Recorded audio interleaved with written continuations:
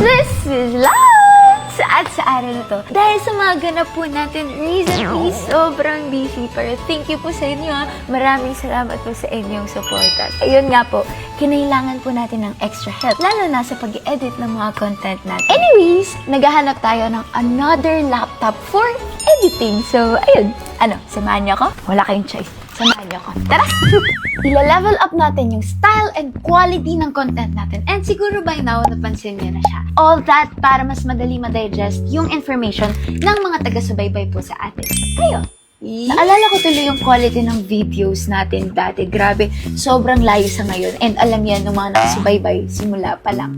Diba? Pero ngayon, mas priority na natin yung quality ng videos. Kaya kailangan natin ng laptop na may mataas na graphics and processor.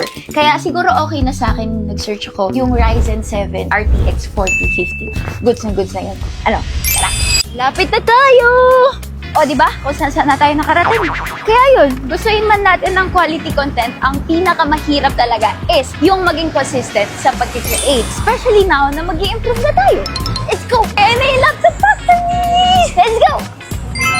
Grabe, ang haggard ko na. Pero kailangan natin mag-vlog, so magpapaalam din tayo. Pasok na tayo!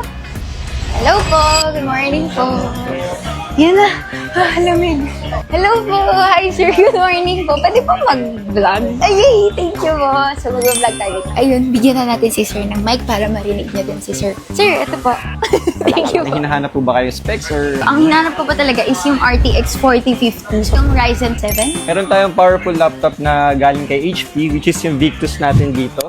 Meron tayong Ryzen 7 series at naka RTX 4050 siya. Package included, meron siyang kasama na Microsoft Office. Take note, lifetime na yan. Kung bibili nyo individually, nasa worth 5,000 yan. Pero dito kay Victus, kasama na yan for free. Wow, nice. 59K. Nakita ko rin po ito. Naghahanap ako. Nasa 69,000. Mas mahal pa sa mall. Ito, 59. Nice. Siyempre, bukod dyan, bibigyan kita ng other choices pa. Meron tayong naka RTX 5050. Para mas makapili tayo. So, syempre, hanap tayo ibang choices. Bukod dun sa Victus na Ryzen 7 natin, meron din tayo dito naka i5, pero yung GPU niya is mas mataas pa rin. Pero may mga promo po ba yung ganito? Under promotion ni Home Credit, kung sa amin is mabibili niyo siya ng cash around 65,000, kay Home Credit naka-promo siya ng 64,000. So, iniisip ko dito pang gaming, pero hindi pala. Mag-edit pala tayo. Parang na-miss ko ulit In case na gusto niyo naman i-join yung mga mainstream laptops natin, meron din tayo kay Tecno at saka kay Acer. Sige nga sir, okay lang po yun makita din. Para may options. Sure. Meron tayo dito ng laptop from Tecno. Naka i9 na sila, at the same time 16GB yung RAM nila. So, malupit niya na specs. Very affordable yung price. So, next thing natin, meron tayo dito kay Acer. So, meron tayong color pink na laptop dito from Acer. Wow, nice. Itong laptop na to, nag-run siya ng Intel Core 3. Si Intel Core 3 is bagong generation ng processors yan. Unlike ng traditional natin na i3, si Intel Core 3 kasi nag-run yan ng mga octa-core. Kasi yung i3, nag-run lang yan ng mga quad-core. Okay, so ito pala yung pwede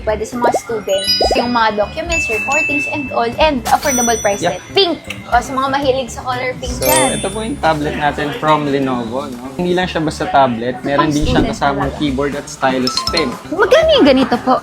Nasa around 24,000. Kasama na rin po tong keyboard. Yeah. Wow, good deal to sa mga students. Lance! This is... Charot.